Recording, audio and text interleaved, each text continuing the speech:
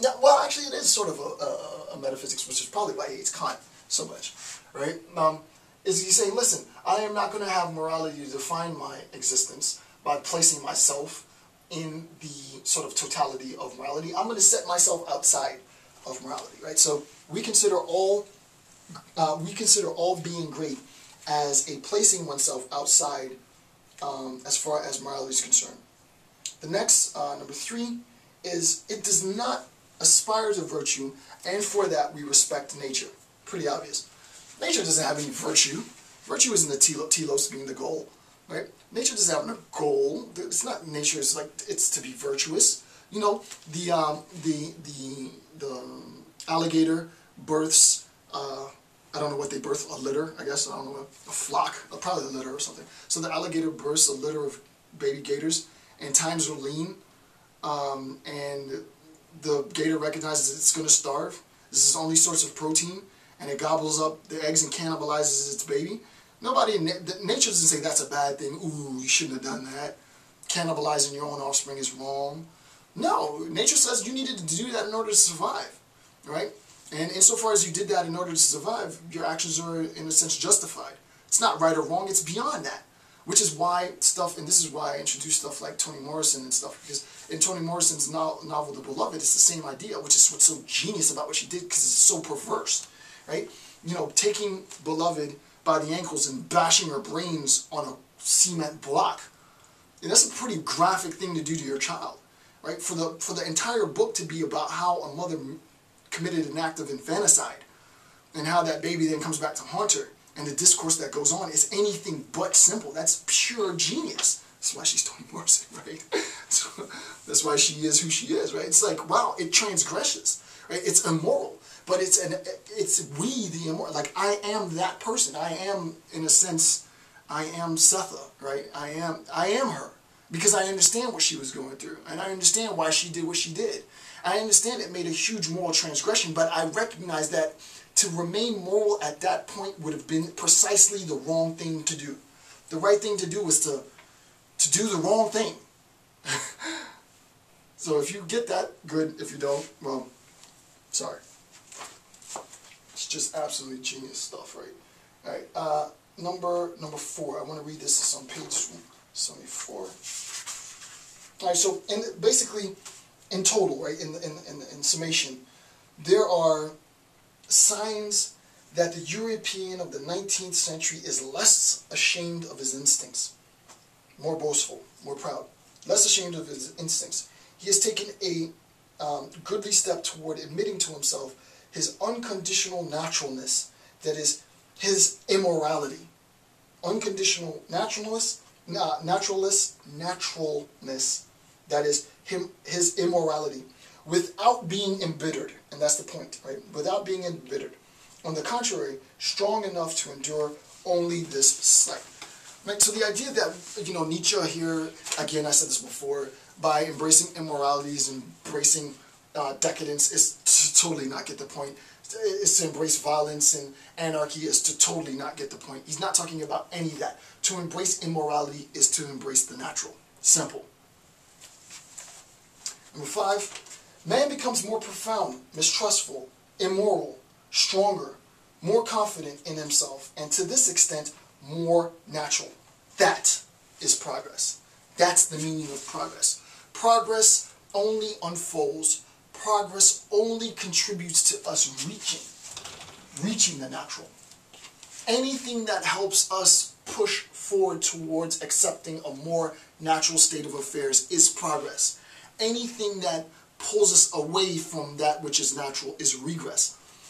African American women, and this is loaded, right? But African American women treating their hair is a regression for Nietzsche. It's not moving forward. We, historically, are moving forward in time, but as people are regressing. White women, non-African American women, embracing an idea of absolute sort of, gauntness, like super weight constrictions, and to attain some sense of beauty and so on. It's unnatural. That's a regression, not a progression. A progression it would be a recognition that, dude, you know, I'm right after I shoot this video, I'm about to go eat. As soon as I finish this video, I'm gonna go get me a sub, right? So it's like, yeah. And then after that, I'm gonna loaf for a little bit, kick my, no, I'm not, you know. But it's sort of like, that's the idea. I'm gonna be editing this. The idea is like, dude, I'm gonna be who I am, man. I'm gonna be who I am. I'm not gonna be who you want me to be. I'm not gonna be who you tell me to be. I'm gonna be who I am. And right now, I don't know who that is, or I do know who that is, right? I'm gonna eat. I'm not gonna eat because I want to do it or because I don't want to do it, right? That's what progress is about. So when we understand the real sort of ghetto philosophy way of understanding it, you can boil all of this down to one line. And it's super easy, but it's super dense, and it's also easy to understand. Right? The idea is, listen, progress pushes us towards nature, embracing what we naturally are. Regression pulls us away from nature. It's that simple. It's that simple. I mean, it's like overly simple. Hopefully. And then lastly, the very last page, I can't believe it, finally. It's weird that you get to this point. You're like, I can't believe I'm actually here now, right? Because pretty soon it'll be book 2. But right now it'll be the end of book 1, and I am so happy that we got through it. Socialism as a great weakness. So we're going to shift gears. We're going to talk about socialism as a great weakness. And it's sort of easy to understand how we can make the transition from sort of a personal discourse on progress, P-R-O-G-R, and then talk about a societal discourse on progress. Right? A personal discourse on regress, and a societal discourse on regress.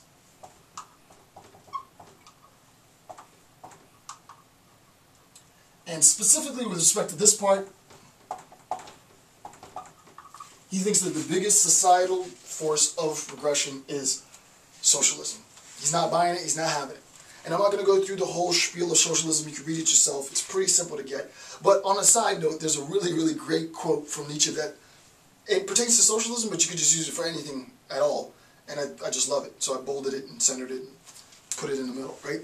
So the first thing with respect to socialism, one follows, but one no longer sees what follows. I just love that, right? That I can't believe that it translates that beautifully in English from the German.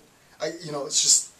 So one follows, a state of affairs follows, but one does not see what follows, what comes from that, like the consequence of what follows, right? One follows, right? You could even interpret it as one understands, one sees what's going on, but you don't see what's happening, what the consequences are from that state. I just think that's I think that's just a cool little bit. All right. Number 1, quote, "Socialism is on the whole a hopeless and sour affair." Hopeless and sour. Right? So the idea that, you know, Nietzsche was, in his theory, you can use anybody to support any psychopath, right? You can use anything and pervert anything, right? But I don't think it's fair to the author to do it without referring to the text. What I love about what Love 83 Forever did was that she made the claim that aspects of Nietzsche could have been used to support the Nazi Party, but she pointed to the text, right? She did some textual analysis, right? It wasn't just her feeling. It was like, this is what he says in the text, and don't you see how that can be used to ... Can't argue it, dude. You can argue a counterpoint. The counterpoint being this or that and so on.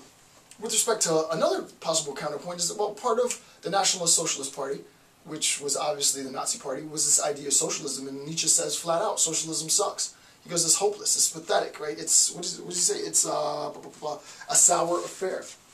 Okay, so, and we know why, right? I'm not going to get into why. I mean, at this point, we're at the very last, if you don't know why now, then, you know, I haven't done my job well.